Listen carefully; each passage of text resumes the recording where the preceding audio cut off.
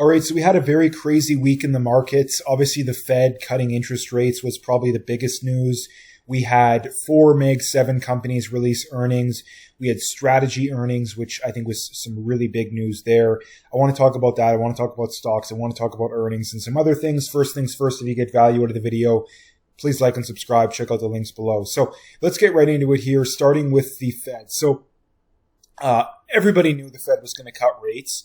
The big question was, with rates is what kind of guidance do they basically, are they hawkish? Are they dovish? Are they kind of neutral? And this was kind of a lean hawkish cut. And what I mean by that is when you looked at the likelihood of a cut in the December meeting going into the week, it was like 90%. And now it's like 70%. So what that means is basically Powell's like, yeah, we're not quite as dovish as what the market is pricing in. You guys might want to adjust. And that's what happened. The S&P sold off. But we also have to keep in mind that, S&P, NASDAQ both hit a new all-time high this week. We actually hit 6,900 on the S&P. We were up about 0.7% or 70 basis points. The NASDAQ was up even more. Although small caps and mid caps both sold off this week. So my thoughts with stocks are still pretty much the same. And not to mention too, they also announced that in December, they're going to be ending QT. Now, I don't know if they said they're going to be doing QE or not, but that's something that I do expect to happen at some point. But ending QT is also important because that means there's now going to be more liquidity in the system, which means that, quote unquote, risk assets probably will do well. Now, there's two competing forces here. The big competing force is most of the data, in my opinion, points to, stocks, Bitcoin, et cetera, continuing to go up.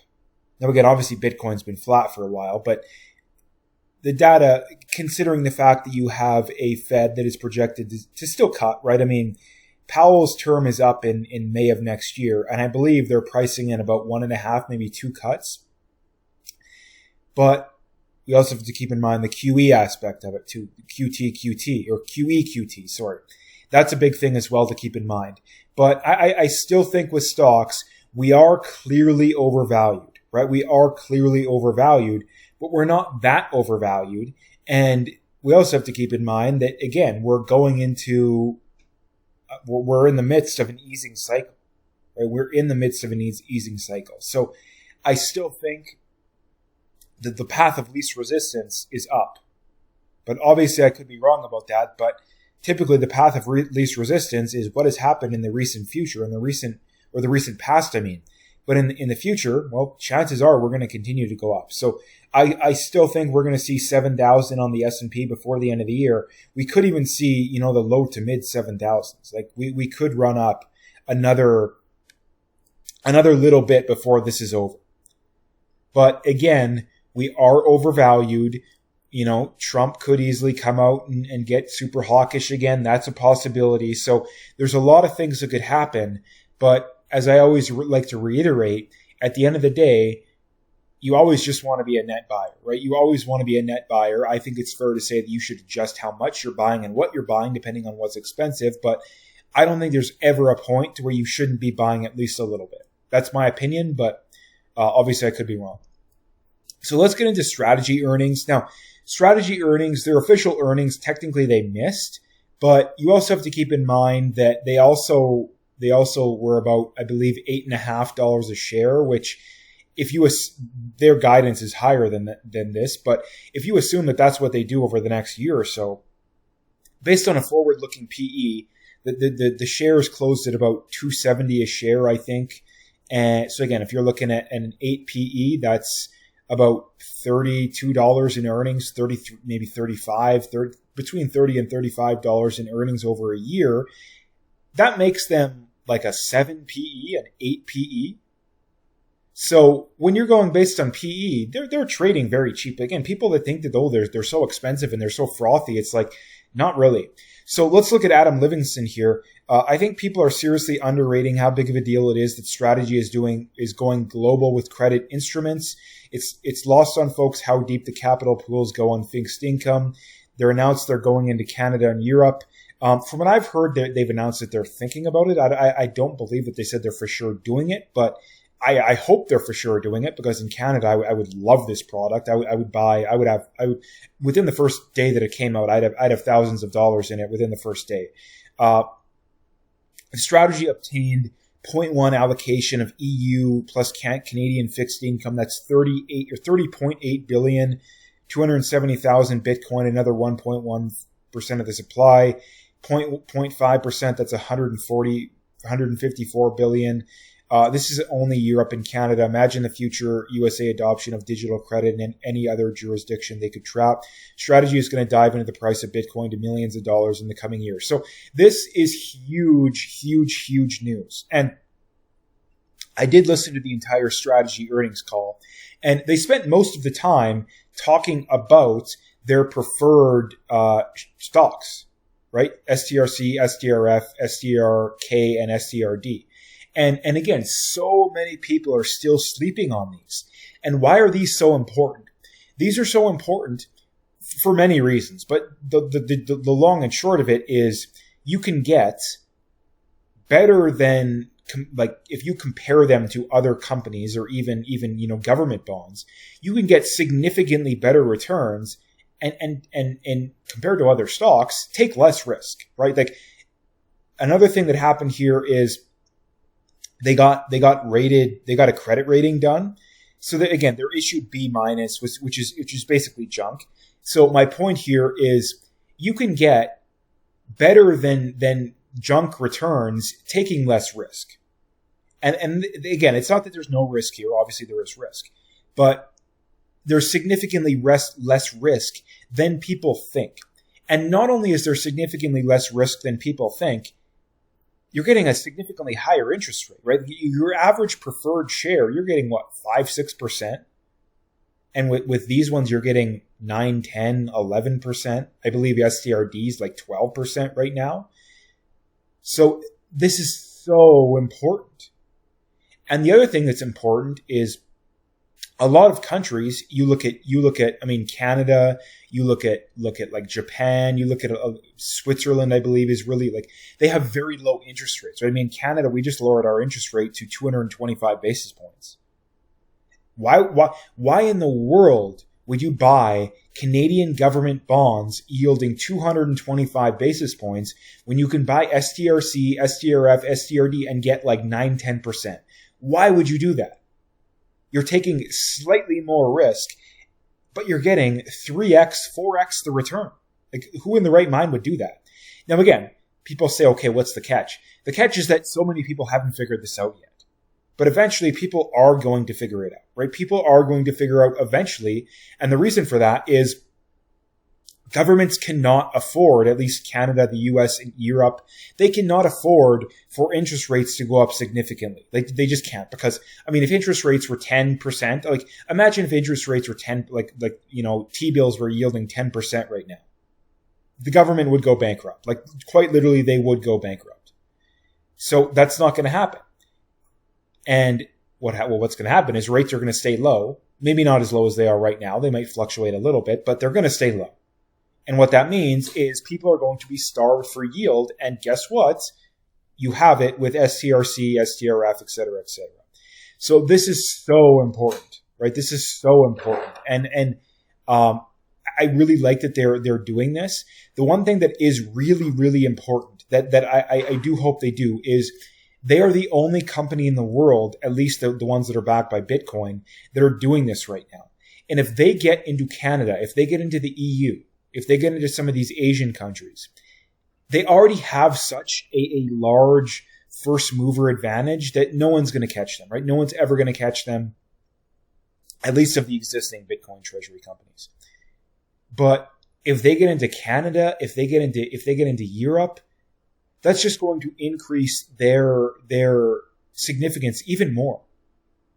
Because why would you buy the preferred share of, XYZ company in Canada that has 1,000 Bitcoin when you can buy the strategy one.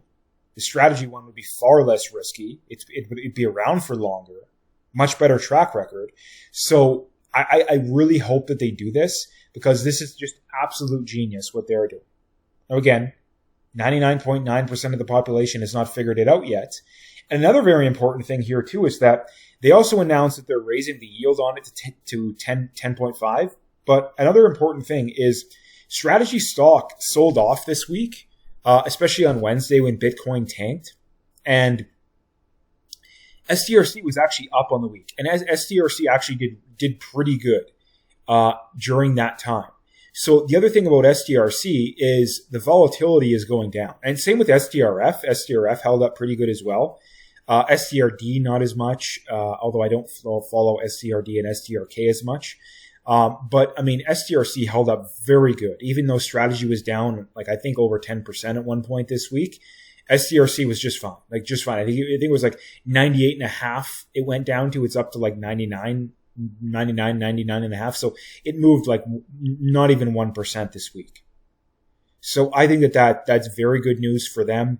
And again, I will reiterate that we're going to look back at this and be like, wow, this was just absolutely insane that they were telling the world what they were going to do, and yet virtually nobody copied them. Because just imagine if a Meg 7 company started doing this, they bought Bitcoin, they started doing this, they could catch MSTR and they could still maintain their existing business. But they're not going to do that because, again, change in society happens a lot slower than it should usually. The next thing here from Scott Bessent, who's the Treasury Secretary. 17 years after the white paper, the Bitcoin network is still operational and more resilient than ever. Bitcoin never shuts down. Senate Dems could learn something from that. So again, this is someone that's very influential in the Trump administration that is clearly a big fan of Bitcoin. And again, they've been talking about this bill that they're supposed to be passing it before the end of the year. Honestly, I don't know what's in it, to be honest. So again, part of me wants to say I really hope this gets passed and this is going to be really good news. But honestly, I don't know what's in it. But I would be surprised if it wasn't beneficial to Bitcoin in at least some way. But something that again, the American government has a massive opportunity here, like a massive opportunity, because if they announce that they're going to be like, hey, we're going to buy 500,000, we're going to buy 1 million, we're going to buy 2 million Bitcoin, what makes you think that other countries aren't going to follow suit?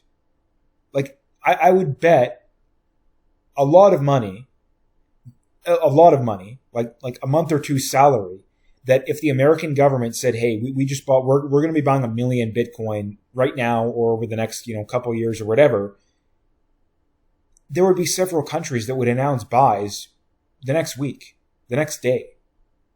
So frankly, like, I don't know what they have to lose here. Now, again, I know there's a lot of, politics and shenanigans and there's a lot of FUD boomers that just don't get it behind the scenes. So that's probably what's holding it up. But they have nothing to lose by doing this, right? I mean, it would probably be the largest green candle in the history of Bitcoin the day they announce that, if they announce they're going to buy, 500,000, 1 million Bitcoin. So I don't know why they wouldn't, but again, I'm not in government, obviously. So this is the price of Bitcoin on Halloween, actually every Halloween. And again, what do you notice? We continuously go higher and higher and higher and higher. And not only that, we are almost $40,000 higher than the next highest year, right? Almost $40,000. Again, a lot of people are bummed out about how what Bitcoin has done over the last few months or so. We thought we were going to be a lot higher, but look at this chart. Like, look at these numbers. We're still way higher. I mean, look at 5 years ago. We were 13,000. We are almost 10x in the last 5 years. Look at 2015, $312. Like, I mean, these are still good results. Like, these are still good results. As much as we were expecting that we should be getting better results, these are still good results. To be fair, it was right after the election last year that Bitcoin had its big run up. So if you went from December 1st to December 1st, yeah, it's not going to look as good compared to last year, but still. So that is that. Let's get into the earnings from this past week. Starting with the Mag 7 companies, you had Alphabet, who beat earnings and revenue. They released very good earnings. They were up quite significantly on that news. The next one is going to be Microsoft. Microsoft also released good earnings. They beat earnings and revenue. They were down on the week. I think that was more or less some AI scares that came out. The next one is going to be Amazon. They beat earnings and revenue. They were up very significantly on the week. They actually sold off up until those earnings. Amazon, I think is probably my favorite of the Mag 7 companies, mainly because their business is so diversified. That, I mean, they have AWS, they have like a credit, finance aspect to it. They have obviously their underlying retail or online retail business is what everybody knows them for, but that's only they have their advertising business. Like they are so well entrenched that if I were to buy and hold a Mag 7 company for the next 20 or 30 years, it would definitely be Amazon. So let's get into the other companies here.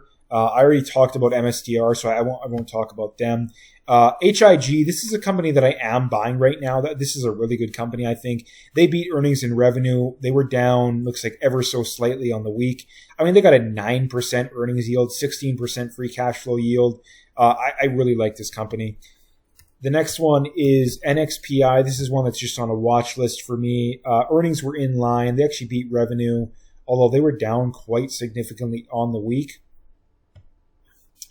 Waste Management. This is one that just hit a 52-week low, and I am starting to buy this company. This is a really good company. They do trade at a premium, but this is one of those companies that, as they say, is recession-proof. And the reason for that is that it doesn't matter whether we're in a recession or a bull market, bear market, doesn't matter. People still need to, deal with their garbage. So this is one of those companies that, again, it does trade at a premium, but it deserves that premium. And I mean, they're below their 5-year historical average PE, price to free cash flow, and price to sales, I believe. Yeah, they are below all of them. They're actually significantly below their 5-year average price to sales. So I'm buying them where they're at right now. Although again, they could run up pretty quick and become expensive again. The next one is one I have on a watch list, AIT. This one I used to own. I sold it. It had a big run up in the last year or so. It beat earnings and revenue. The next one on the list is going to be DHI. This is DR Horton. They're one of the big home builders. Missed earnings. They did beat revenue. They were down quite significantly on the week, so that's not good news there. MSCI. This is one I used to own in the past as well. It was too expensive. I think it is still too expensive. They did beat earnings and revenue, though. Another one that has been in the news a lot over the last year or so, United Health. They beat earnings and revenue. However, they were down on the week. This is one of those companies that I wanted to buy after that big pullback it had recently, but I just couldn't bring myself to do it. I mean, that was back when it was in the mid 200s, but obviously I would have been up quite a bit on that. But this is one of those companies that I'm just too concerned about government regulation here. Of all the things the government could regulate it that I had to put money on in the next 5 years or whatever, this is one of those industries that is right up there. So that's why I do avoid them. Visa, obviously a very good company. I definitely would buy them if they got cheap enough, but they're just too expensive. Beat earnings and revenue. They were they were down on the week. Another one that I'm going to start buying a little bit of is Automatic Data Processing. And they release pretty good earnings. The problem with them is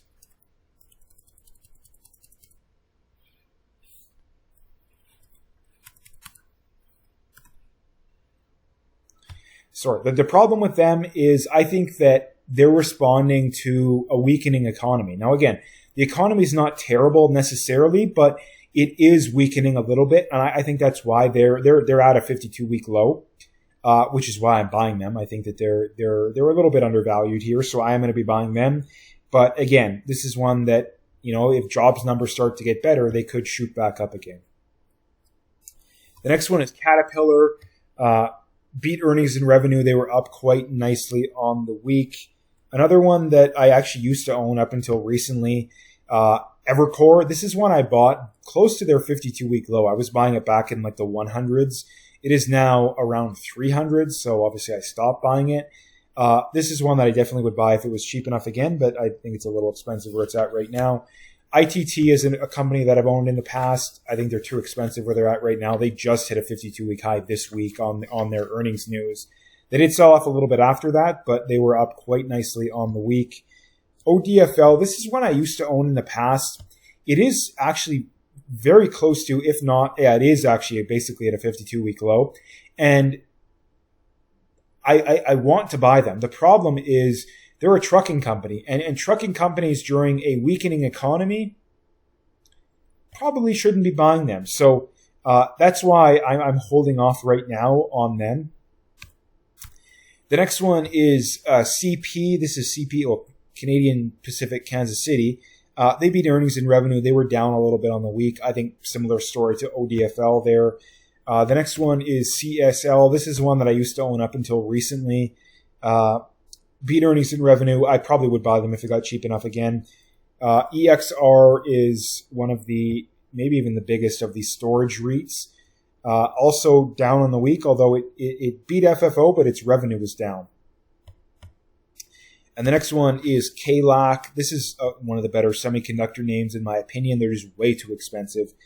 They did beat earnings and revenue. However, this is ServiceNow, one of the better software companies out there. They beat earnings and revenue. They were down a little bit on the week. Eli Lilly, obviously one of the biggest companies in America and the world, obviously a pharmaceutical name. They beat earnings and revenue. They were actually up quite nicely on the week. And then the next one here is Lincoln Electric. Also beat earnings and revenue. This is one I have owned in the past. I would buy them if they got cheap enough again, most likely. They were down on the week. And then we have MasterCard. Very similar story to Visa here. Down slightly. They did release good earnings, though. The next one is Coinbase, and actually the last one on my list here. They beat earnings and revenue. They were down on the week. I think that was probably due to Bitcoin being down a little bit. And that is the earnings news from this past week. I think we actually have seen a decent earnings season so far. Obviously, I think that's why the S&P, NASDAQ have both hit recent all-time highs. Like I said, the one caveat with the stock market is, things are expensive, right? Things are certainly expensive. But on the flip side, we're going into the easing cycle. QT is ending. Typically, November, December are pretty good months. So anything can happen, right? Anything can happen. As far as Bitcoin goes, also, anything can happen. Obviously, October is traditionally one of the better months out of the years, and we did not see that. I believe we were actually down slightly to close October.